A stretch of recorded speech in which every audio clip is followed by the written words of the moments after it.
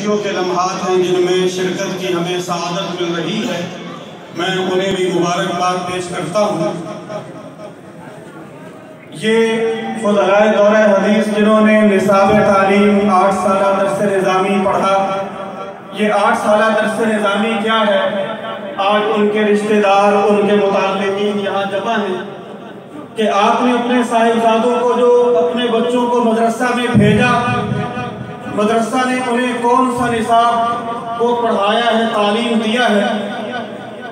مدارس دینیہ کا یہ نصاب تعلیم 2 بنیادوں پر قائم ہے، ایک بنیاد تعلیم اور ایک تربیت، اور یہ دونوں بنیادیں در حقیقت 2 حدیثیں ہیں۔ حضور رسالت مآب صلی اللہ علیہ وسلم کی حدیث مبارک ہے، انما بعثت معلما، اور دوسری حدیث بعثت لأتمم مکارم الاخلاق۔ ایک حدیث کا تعلق تعلیم سے ہے، دوسری حدیث کا تعلق تربیت سے ہے۔ یہ 2 بنیادیں ہیں جن پر مدارس کا نصاب تعلیم قائم ہے۔ یہی وجہ ہے پاکستان میں بہت سے تعلیمی ادارے ہیں، پاکستان کے وہ تعلیمی ادارے جہاں تعلیم دی جا رہی ہے، پاکستان میں بڑے بڑے معیاری تعلیمی ادارے بھی ہیں۔ ہمارے ناظم عالمی ادارے ہیں، ایسے تعلیمی ادارے جہاں ماہانہ 1-1 لاکھ 2-2 لاکھ روپے لوگ فیس دیتے ہیں، اور ہاسٹل اور میس کی فیس اس کے علاوہ ہے۔ وہاں تعلیم دی جا رہی ہے، تعلیم سے انکار نہیں، تعلیم کے معیار سے بھی انکار نہیں، لیکن وہاں تربیت کا فقدان نظر آتا ہے، وہاں تربیت نہیں ہے، وہاں ادب ہمیں دیکھنے کو نہیں ملتا۔ مدارس کا نصاب تعلیم، وہاں جہاں تعلیم ملے گی وہاں تربیت بھی نظر آئے گی۔ یہ 2 چیزیں یہ مدارس کی تعلیم کا طرہ امتیاز ہیں۔ آج سے چند ماہ پہلے اسلام آباد کی ایک بڑی یونیورسٹی جس کا نام بھی انٹرنیشنل اسلامک یونیورسٹی ہے، وہاں ایک طالب علم کا کوئی سانحہ ہوا، اور صورتحال یہ بنی، طلباء کے ہاتھ وہاں کے منتظمین اساتذہ کے گریبانوں میں جا رہے تھے۔ روز ادارے کے سربراہ کے دفتر کے سامنے مظاہرے ہوتے، نعرہ بازی ہوتی، اور دیگر تعلیمی ادارے تو اس سے بھی گئے گزرے ہیں، لیکن الحمدللہ مدارس دینیہ میں آپ پوری دنیا میں جہاں بھی مدارس کا نظام قائم ہے، انڈیا ہو، پاکستان ہو، بنگلہ دیش ہو، برما ہو، افغانستان ہو، یا دنیا میں جہاں بھی اس طرح کے مدارس قائم ہیں، وہاں تعلیم بھی نظر آئے گی، تعلیم کے ساتھ تربیت کا ماحول بھی نظر آئے گا۔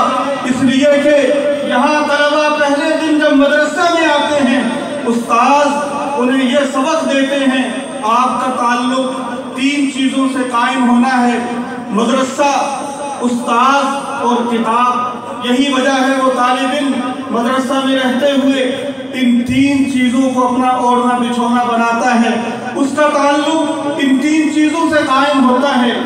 استاذ کا ادب بھی ہوگا، کتاب کا ادب بھی ہوگا، اور مدرسہ کا ادب بھی ہوگا، اور یہی 3 چیزیں ہیں۔ ان کا ادب جب ہوگا وہ طالب علم اپنی طالب علمی دور میں کامیابی کی منازل طے کرتا چلا جاتا ہے، اور اگر ان میں کمی ہو، وہ طالب علم جیسے مفتی عبدالرشید صاحب فرما رہے تھے، بڑے بڑے ذہین طلباء بھی ہوں، وہ معاشرے میں کوئی کردار ادا نہیں کر سکتے۔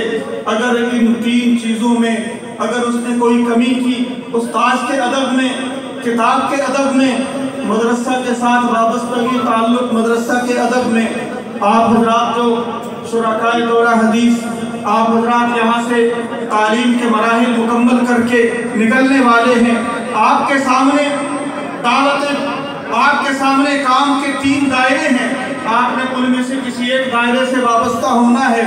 ایک دائرہ آپ کے سامنے دعوت دین کا ہے، دوسرا دائرہ اصلاح امت، اور تیسرا دائرہ آپ کے سامنے دفاع دین کا ہے۔ یہ 3 دائرے ہیں جن میں آپ نے کام کرنا ہے۔ ان تینوں دائروں میں ریڑھ کی ہڈی وہ آپ کا یہ درس نظامی ہے۔ درس نظامی جتنا مضبوط ہوگا اتنا آپ ان 3 دائروں میں بہتر سکیں گے۔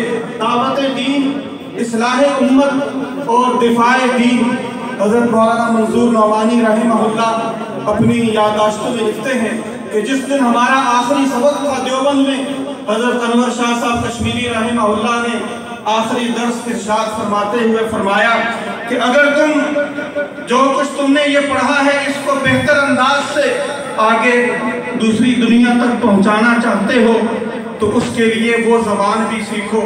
تو میری آپ حضرات سے یہ درخواست ہوگی، آپ نے 8 سالہ نصاب پڑھ لیا، چند ماہ میں اگر آپ وہ زبان بھی سیکھ لیں تاکہ اردو کے ساتھ عالم عرب میں کام کرنا ہو، عربی پر دسترس ہو، اگر مغرب میں کام کرنا ہے انگلش میں دسترس ہو، اور پھر ہر دائرے کے اپنے تقاضے ہیں، دعوت دین کے اپنے تقاضے، اصلاح امت کے لوگوں کو واپس اسلامی آداب کی زندگی میں لانا اور دفاع دین، اس کے لیے آپ نے اپنے آپ کو تیار کرنا ہے۔